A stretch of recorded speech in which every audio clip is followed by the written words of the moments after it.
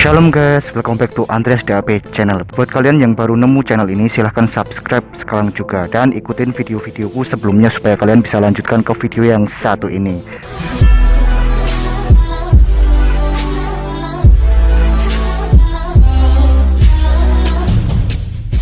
Oke guys, di video kali ini aku akan bahas tentang disc brake yang kugunakan di motor fictionku, New Fiction Advance 2015.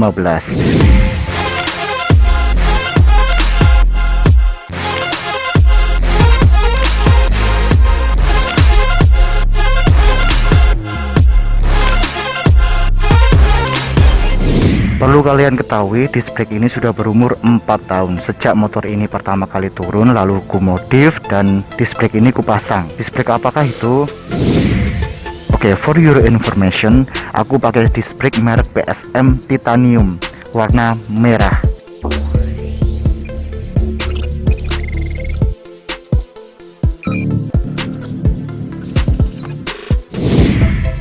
Spesifikasinya kayak apa guys? Yang pertama adalah disc brake ini plug and play di Fiction, jadi tinggal pasang di motor fictionmu, sudah dilengkapi dengan bracket dan lain sebagainya. Tidak perlu mereka-reka atau tidak perlu ngakali yang macam-macam, tapi ini sudah PNP di Fiction guys. Jadi kalau beli di bengkel, pilihlah yang PNP di Fiction, jangan pakai yang punyanya motor lain. Yang kedua, bahannya titanium. Buat kalian yang belum tahu titanium apa, search aja di Google. Yang ketiga, disc brake ini punya floating system. Nanti aku bakal jelasin secara singkat tentang floating system ini guys. Yang keempat, lebar disc brake atau diameter disc brake ini 32 cm, bukan standar lagi. Kalau ukuran yang standar kan cuma kecil gitu kan guys. Nah ini lebih besar dan mantap loh. Yang kelima, disc brake ini merupakan disc brake yang two piece atau dua part, terdiri dari dua bagian disc. Apa itu two piece disc, apa itu floating system? Nah sekarang aku akan jelaskan secara singkat.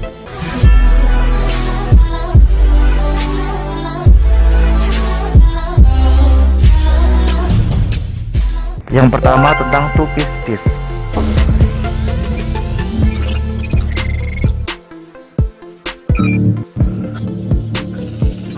Jadi disc brake ini terdiri dari dua bagian atau dua part. Yang pertama adalah rotor carrier, disc yang langsung terhubung ke velgnya, yang langsung terhubung ke rodanya, yang dibaut ke rodanya, itu namanya rotor carrier. Yang kedua adalah bagian brake rotornya, yaitu yang langsung bergesekan dengan kaliper atau kampas remnya guys. Tentang floating systemnya, tentang rotor carrier, fungsinya adalah penyangga utama. Itu terbuat dari besi baja guys, yang terhubung langsung ke velgnya. Yang kedua tentang float buttonnya.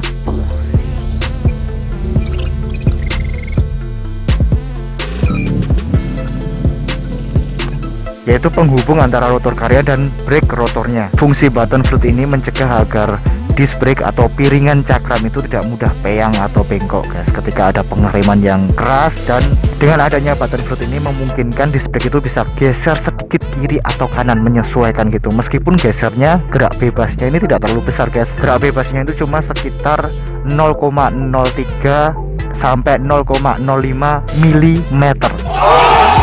Kemudian brake rotor adalah bagian piringan disk yang langsung berbenturan dengan kampas rem atau kalipernya itu guys. Jadi kalau ngerem, nah itu yang kena itu bagian brake rotornya. Buat kalian yang belum tahu fungsi lubang-lubang di piringan cakram itu sebenarnya apa sih? Apa Thomas itu fungsinya kok ada yang bulat biasa, ada yang bentuknya macem-macem. Nah itu fungsinya apa guys? Fungsi lubang-lubang itu yang pertama, mengurangi bobot piringan cakramnya supaya dengan ukuran sebesar itu tidak begitu berat. Yang kedua adalah melepas panas. Kenapa kok harus didinginkan? Kenapa kok harus melepas panas? Ya karena sebuah logam kalau panas terus dan sangat panas maksimal guys, itu akan gampang sekali melengkung atau peyang. Jadi lubang-lubang ini bukan hanya sekedar model, bukan hanya sekedar wangun-wangun, bukan hanya sekedar untuk stylenya, tapi benar-benar itu fungsinya untuk melepas panas. Yang ketiga berfungsi untuk menghilangkan air yang ada di kaliper itu. Jadi selama berputar itu, ketika ada hujan, ada becek, dan kaliper itu basah atau apapun itu, lubang ini akan membawa air itu keluar. Ya, seperti itu fungsi dari lubang-lubang ini. Sebuah pabrikan tidak waton guys, tidak asal dalam membuat model dan lubang-lubang ini. Ada tujuannya dan itu ada fungsinya. Nah sekarang kita akan menuju ke plus minus dari disc brake ini. Apa aja positif negatifnya, apa aja kekurangan dan kelebihannya, kita akan bahas satu persatu secara singkat.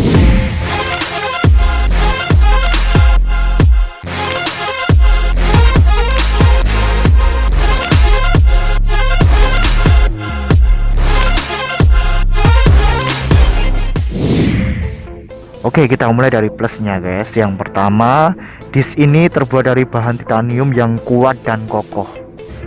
Kemudian yang kedua, meskipun bahannya itu kuat, disk ini ringan, lebih ringan dari logam biasanya dan lebih responsif guys. Jadi untuk berbenturan dengan kampas rem itu lebih bagus dibandingin sama produk yang lainnya. Yang ketiga, bagian luar disk ini atau piringan ini sudah cukup lubang untuk melepas panas dengan cepat. Jadi lebih cepat dinginnya seperti yang kujelaskan tadi.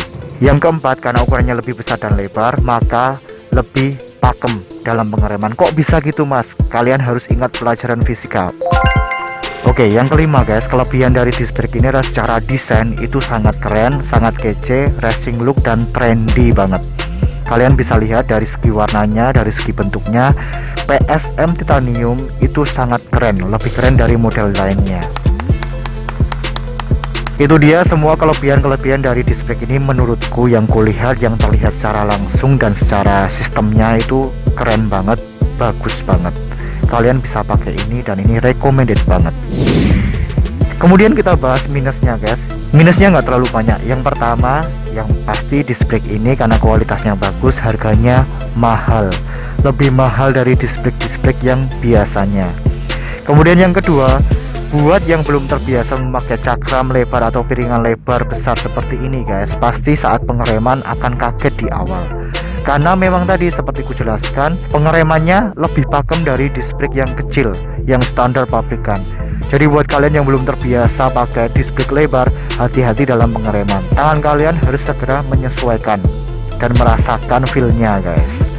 Yang ketiga yang sering dialami dalam pemasangan, yaitu pada awal pemasangannya dan pemakaian di awal-awal, sering terjadi bunyi-bunyi yang tidak diinginkan, kayak gesekan-gesekan dengan kalipernya itu.